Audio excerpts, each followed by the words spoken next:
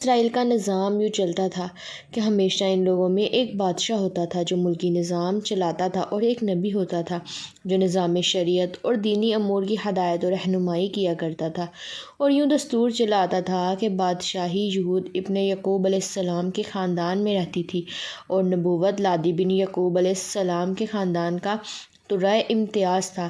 حضرت شمویل علیہ السلام جب نبوت سے سرفراز کیے گئے تو ان کے زمانے میں کوئی بادشاہ نہیں تھا، تو بنی اسرائیل نے آپ سے درخواست کی کہ آپ کسی کو ہمارا بادشاہ بنا دیجیے۔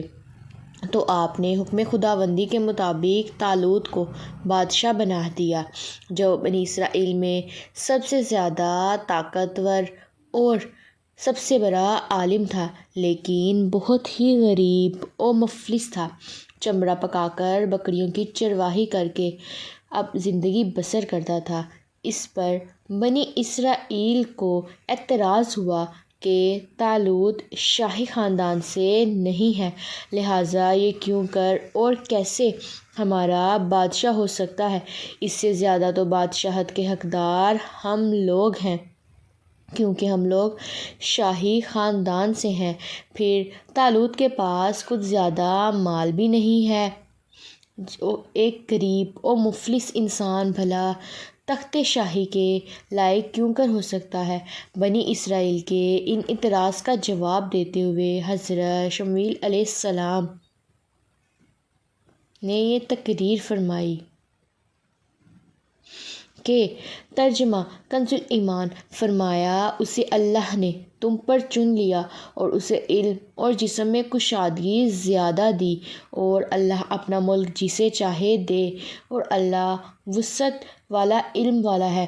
اور ان سے ان کے نبی نے فرمایا، اس کی بادشاہی کی نشانی یہ ہے کہ آئے تمہارے پاس تابوت جس میں تمہارے رب کی طرف سے دلوں کا چین ہے۔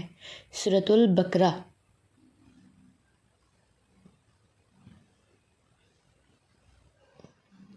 چنانچہ تھوڑی ہی دیر کے بعد 4 فرشتے صندوق لے کر آ گئے اور صندوق کو حضرت کے علیہ السلام کے پاس رکھ دیا۔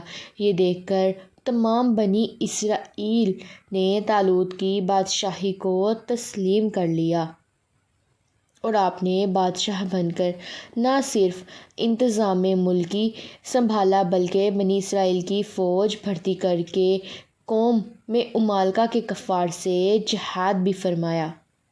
اللہ تعالیٰ نے اس واقعے کا ذکر قرآن مجید میں فرماتے ہوئے اس طرح ارشاد فرمایا، جس کا ترجمہ کچھ یوں ہے کہ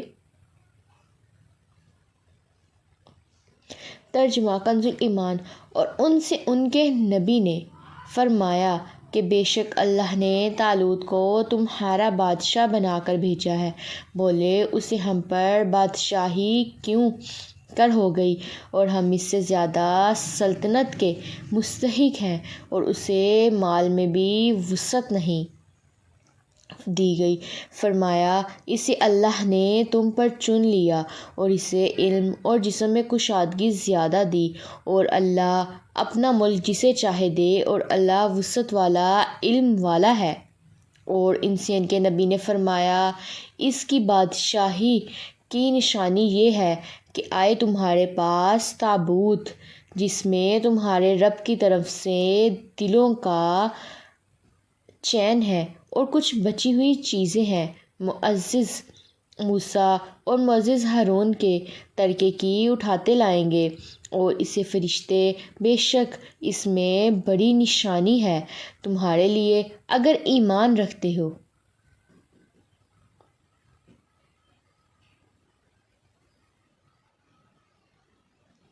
درس ہدایت۔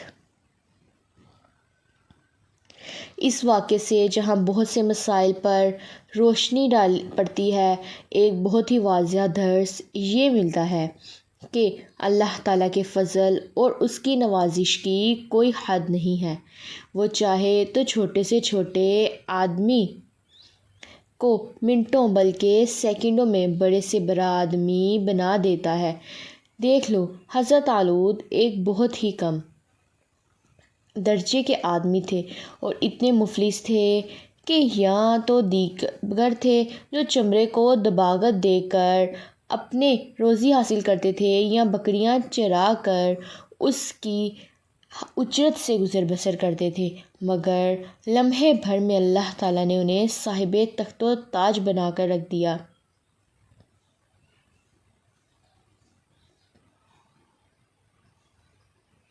اس واقعے سے اور قرآن مجید کی عبارت سے معلوم ہوا کہ جسمانی توانائی اور علم کی وسعت بادشاہی کے لیے مالداری سے زیادہ ضروری ہے، کیونکہ بغیر جسمانی طاقت اور علم کے نظام ملکی کو چلانا اور سلطنت کا انتظام کرنا تقریباً محال اور ناممکن ہے۔ اس سے ظاہر ہوا کہ علم کا درجہ مال سے بہت بلند تر ہے۔